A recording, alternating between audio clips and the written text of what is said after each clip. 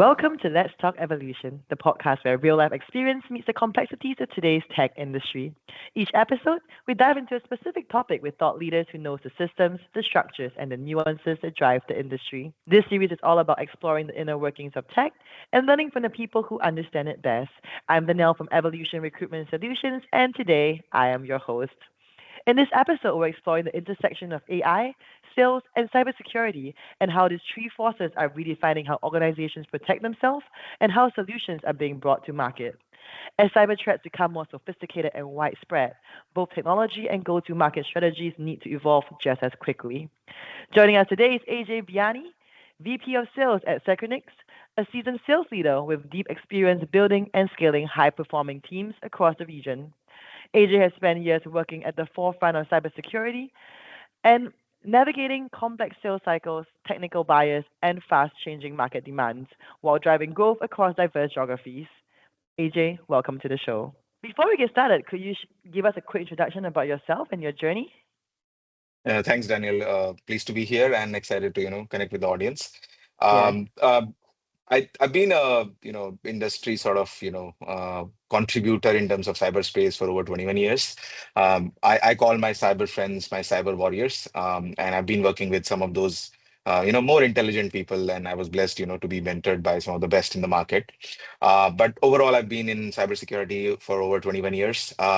Being an engineer by profession at the start, and then ultimately I ended up doing my MBA in finance and marketing because I always loved the business side of the house.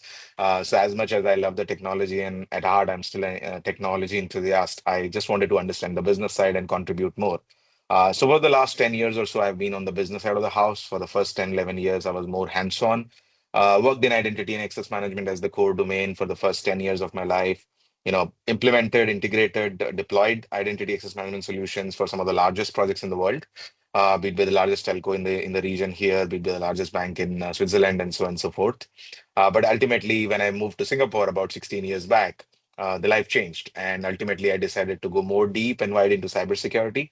So that's where I did my CISSP certification, CISM, C-risk to better understand the risk, the cybersecurity, requirements of a organization in general, not just from a particular domain standpoint. So that's where from being like a specific domain expert in identity access management, I went and started more work around, knowing the overall cybersecurity domains like business continuity, disaster recovery, encryption, and making sure that, how SOCs operate and modernize and how managed services can help the customers, right? So the past 21 years I've worked in system integration companies like Tech Mahindra and Wipro, in India, in UK, Middle East, and over the last 16 years I've been in Singapore supporting ASEAN expansions for companies like ForgeRock, now part of Ping Identity, for almost 7.5 years. That was my first startup, and obviously one of the best sort of I worked for. And then ultimately over the last 3.5 years I've been at Securonix, scaling their business from Asia to India to Middle East and Africa. And we have tripled the revenue in last 3.5 years, gone from like a 10 million ARR business to a 32 million ARR business. I've seen the journeys across, Series C, Series D funding to IPO, companies going private. But at the core of it, cyber is always active. It helps us, help customer, derive value out of their investment, but at the same time stay protected as cyber and data becomes the mainstream, offering for the market and for our customers. So that's my journey so far over the last 21 years. So yeah, pleased to be here and would love to, share my thoughts on the trends. Amazing. Thank you for sharing your journey. I think it's quite a lot of experience. I'm looking forward to hear your insights to this particular topic. So let's just get right into it, right?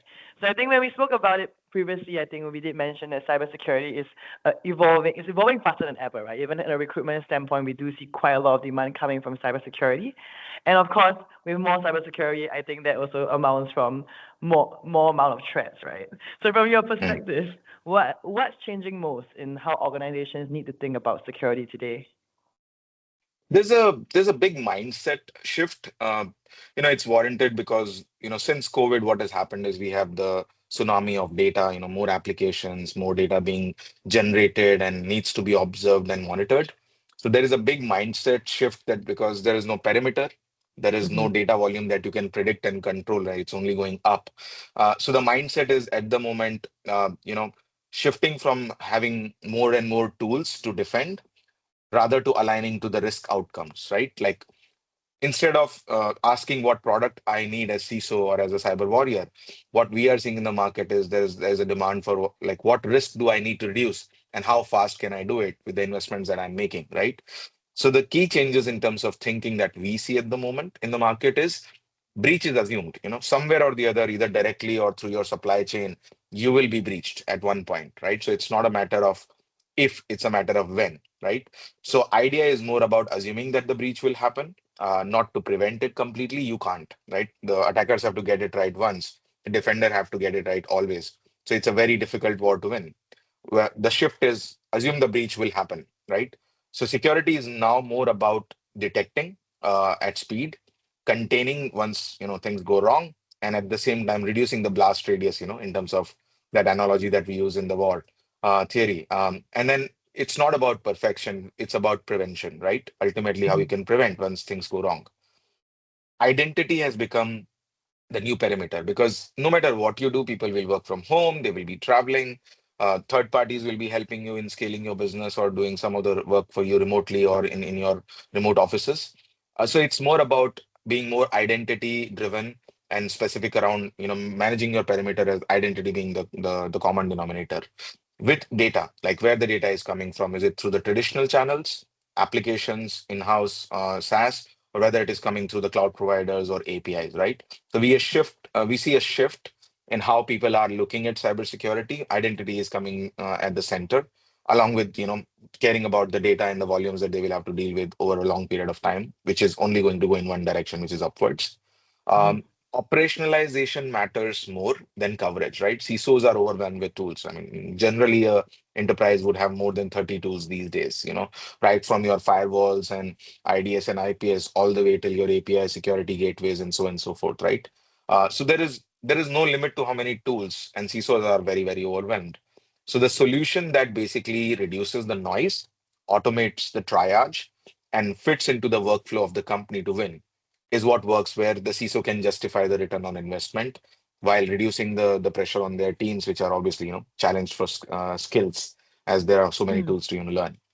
And lastly, I think the board level accountability and visibility is at all-time high. Right now, boards are proactively either having people on the board who understand cyber, as well as trying to contribute to the cause of ensuring cyber resilience is there.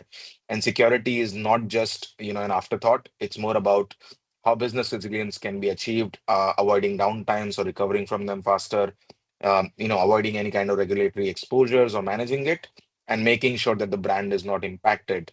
So it's not just a technical thing which is done by IT or CISO. It's now a Mhm. board level accountability that is also being seen. So success is now measured in time to understand and time to act, not by how many alerts you generate and how many alerts you investigate, right? So that's a shift we are seeing. Mm. Understand. So being prepared, I guess, in the case, because now it's not the matter of like when you get basically a threat, right? It's not just Yeah. more being prepared for it. All right, yeah, yeah. I think we move on to the second question. I think that's surrounding the big, I guess, the trend right now is AI, right? I think we do Mm, have to touch a little bit on that. I think I spoke to a couple of cybersecurity leaders as well, and they said AI is quite a double-edged sword. And of course, when we previously spoke, you also mentioned how the growing role of AI in both cybersecurity and sales have, I guess, shifted a little bit. So how do you mm. see AI reshaping the way cybersecurity solutions are built, positioned, and sold? Yeah. Again, the times have changed, right? Like now we have a scale, skill, and spend problem. Scale is obviously huge. It's three, four, sometimes 10x of what we used to see 5 years back. Skills are scarce. Good people don't last long because they are always, in high demand. And you have to learn so many new things, pretty much every day nowadays. And then obviously at the same time, spends are being questioned. ROI is very, very important. So the way we see AI helping shaping and sort of reshaping the product and platform development is moving from rule-based detections to more behavioral and contextual understanding, keeping identity at the center. Moving from static dashboards and reporting to more narrative-driven investigation and response.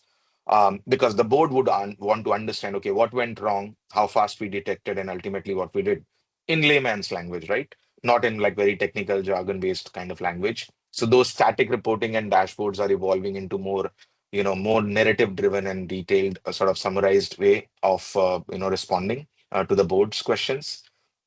We are seeing like more human heavy socks, which are more human in the loop. So while there is AI automating and trying to help, scale with need for less people, but at the same time, human in the loop in automation is where we are seeing the maximum return, right? So what we are seeing is the solutions are not positioned as we detect more threats. They are being positioned as we help fewer people handle more risk and faster, right?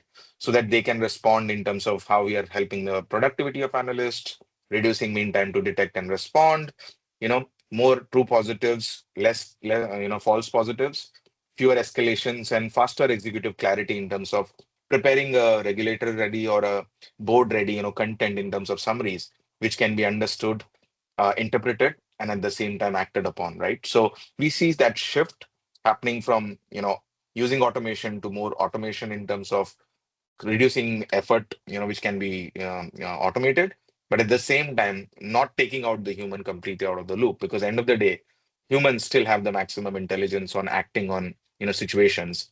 If we can take out the noise, make it much simpler for them to look at and act upon, that's where we see the shift and operational impact being done at the moment.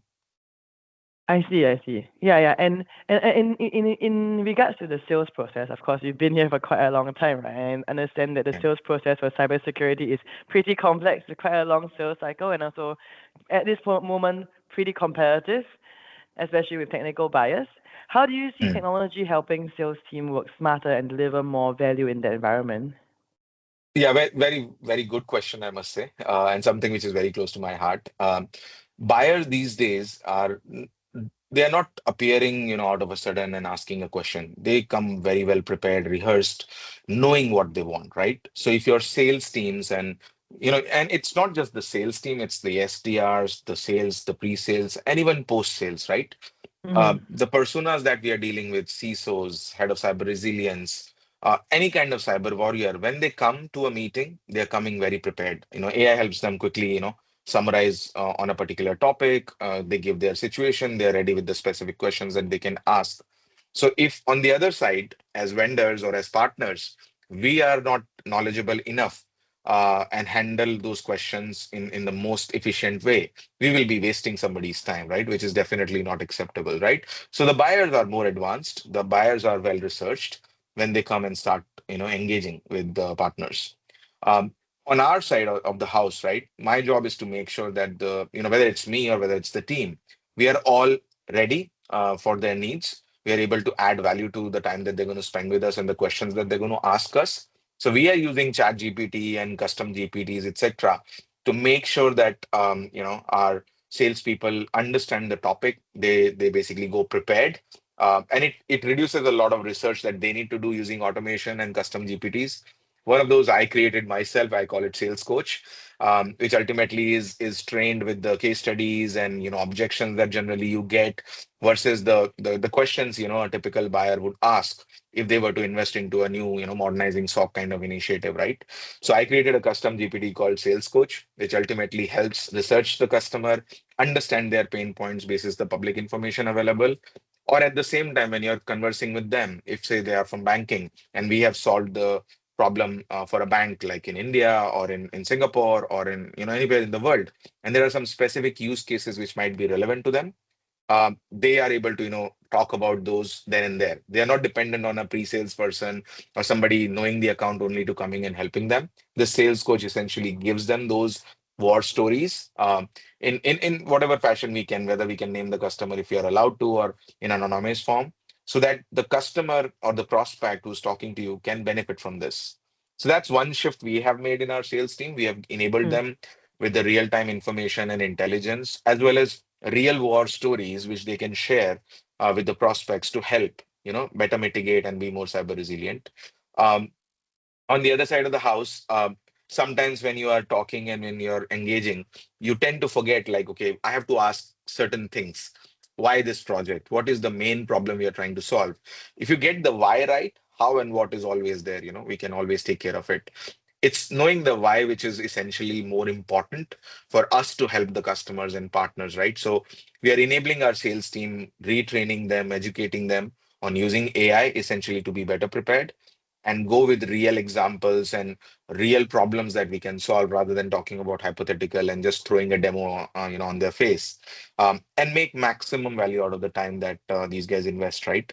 Uh, Mm-hmm. Internally, obviously, we use the same tools essentially to make sure that we are doing the right things, we are asking the right questions to progress sort of, the conversation and understanding the value that we are going to end of the day create and materialize with real proof points and real stories, right? So that's a shift I'm seeing, and it's ultimately getting better results. It's improving our onboarding time. So we have gone from like weeks and months to days now. The Mm-hmm. salespeople, the SDRs, they are writing more meaningful emails, not jargon or random stuff. They're using real war stories, real referenceable customer names and data points, which are absolutely true. Leveraging assets like total economic impact report, which we created basis real customers and so on and so forth, to talk about ROI that we created and how much time, using mean time to detect and mean time to respond matrix, false positive, true positive sort of detection kind of matrix, which are real, coming from banks, healthcare companies, government, telcos. So that is, I think, I would say one of my biggest accomplishment in last 6 to 9 months, that I was able to help team go and create those assets and be more efficient when they are presenting to the customers. I see. Yeah, great that you're kind of moving your team to be bit more AI first. I think this seems to be the I guess this seems to be what most companies are doing this year. So good to see that. And you mentioned you made your also kind of created your own GPT. Is that used Yeah. internally or is it just for your own for your own work? It's used by the internal team across the company now. Hmm. We are trying to obviously take it to the next level, automate a bit more with it so that we can have that being the single system integrating with the internal systems like Salesforce and the quotation tool that we use, et cetera, et cetera. Um, Idea is to reduce the ramp up time for the reps, to days instead of weeks and months, but at the same time, Yeah. making sure that it is used across the company. I would love to contribute back to the community as much as I can. So at the moment, it's used internally across the company, and at some point, hopefully, I'll be able to make it external to benefit the others, right, in the market.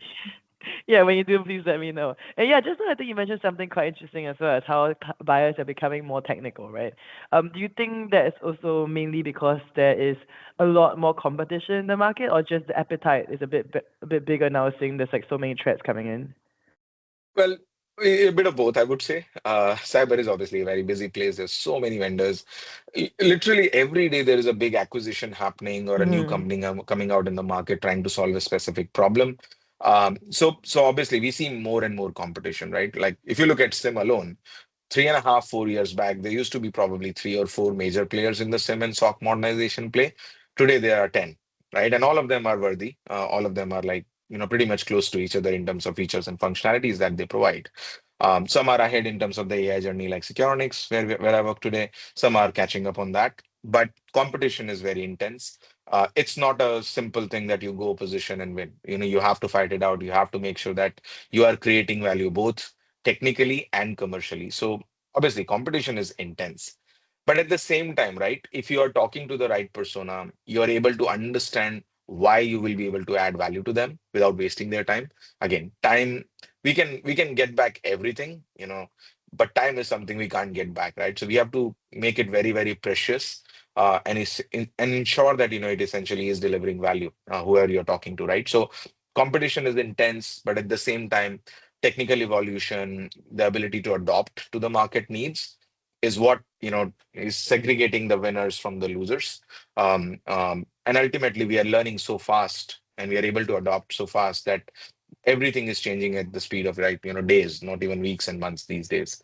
Mm-hmm. So that presents an opportunity to learn and move. It is a market of survival of the fittest. But at the same time, I think the market and the needs have become so complicated that it's very difficult for a single provider to go and solve all your issues, in cyber Yep. especially. So we are seeing demand for some niche players like us, but at the same time, we have to justify the investment, make sure that it is backed by matrix, with intense competition in place. Yeah. I think it also seems like you're also moving towards more of a value-based or consultative sales approach, right? With the customers, like kind of problems to fix first, right? To understand the problems before you sell the product, which I think that's how people should go into sales now. Of course, with your experience, I would also love to move on to the last question, which is more of having led, distributed sales team, large distributed sales teams across multiple regions. What are the core principles you follow to build a disciplined, high-performing team, and what has been the biggest lessons from leading such a fast-moving industry? Yeah, a few things. See, doing this for almost 10 years is not by luck, I believe. I mean, luck plays its part somewhere, but you need to have a, recipe to cook this thing again and Mm-hmm. again and making sure that it delivers. And I've been able to do that, thankfully, with the help of my teams across, ForgeRock and Securonix recently. Um, Key things that I really, make sure that me and my team are aligned on is I'm a servant leader. My job is to help them being successful because ultimately their success will become my success in the long run, right? So serving them as a leader is servant leadership as a principle that I follow. Uh, Being closest to the customer is where you find the right answers, right? So one of the things I've been always advocating, coming from a technical background, it's much easier for me to adopt also, is make sure that I'm in touch with our customers and partners, directly hearing from them either through QBRs or monthly touch bases to understand what's working, what's not working. There's always things we can improve upon, right? But there are always good things we are doing which will help motivate others in the team and in the organization, right? So customer first approach, being close to the customer and partners to hear real good things and bad things to improve upon, uh, is what has really guided me as a leader and ultimately helped me sort of motivate as well as guide my teams on what to focus on and what to not focus on. And that has really generated a lot of good credibility in the market. Our success stories, our case studies are at all-time high. We did the same thing at Ford Rock. We had almost 28 banks as our customers in a span of 3 years. Net new logos, 28 of those in the region, which I think is a record. Nobody has still even broken it. That was because of we made every bank successful, being close to them, running Monday health check calls, trying understanding what we're doing well, what we need to improve upon, right? And then obviously making sure that we get success coming out from a word of mouth perspective, building a community. So I'm a big fan of having a community that talks to each other. We facilitate those conversations and we let the experts talk about how they went about a problem, how they solved it. So creating that community with the help of customers and partners. And lastly, I want my team to have fun, right? Back at Ford Rock, we scaled, business almost 1,000% in 3.5 years. It was not easy by any stretch of imagination, but it was very much, fun because when you're winning, you're able to replicate the success. You're able to, cause a big shift in, market perception. At the same time, by helping customers solving real problems, the the relief that you get after, delivering the goods is just next level, right? So our ability to have fun as a team while solving real world problem and helping customers and partners keeps us going and keeps us motivated to do more, right? And that I think is non-negotiable to me. My team needs to have fun. Team needs to be very motivated and positive. And that's on me, as a leader to basically ensure that it is happening. And at the same time, if they are going in the wrong direction, guide them back to the right path with real examples of how this is going to help them. A lot of people who have worked with me have built their own personal brand, which I think is very satisfying as a servant leader. It's not just about money anymore. It's more about creating impact, building the next generation of leaders who will take over once we basically move to the next levels or do other things, right? So that's something I live, breathe, and have been practicing for probably the longest time. And that has really served me well, and I really take a lot of pride in sharing that with whoever has worked with me or wants to work with me, right? So those are my core principles, running large scale teams, distributed teams. And again, there's so many cultures and countries in ASEAN, in APJ, and you add Middle East and Africa to that mix. It's a very different world and a very different time zone. But these core principles have always served me well and ultimately have helped me, win and be successful. Amazing. And that's a wrap for this episode of Let's Talk Evolution. A huge thank you to AJ for sharing his perspective on how AI, cybersecurity, and modern sales strategies are evolving together in today's threat landscape. If you enjoyed this conversation, be sure to subscribe, leave a comment, and of course, share this with your network. We've got more conversations coming your way with people shaping the future of tech inside out. Thank you for tuning in. I'm Danielle from Evolution, and I'll see you on our next episode.